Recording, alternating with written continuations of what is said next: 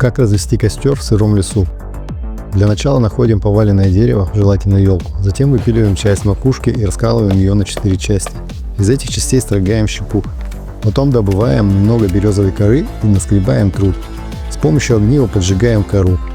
Далее подбрасываем хворост, охреневаем от того, что не взяли перчатки, и кайфуем, попивая чай.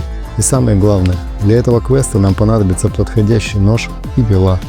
А подробный ролик с пояснениями и советами можно посмотреть у меня на канале.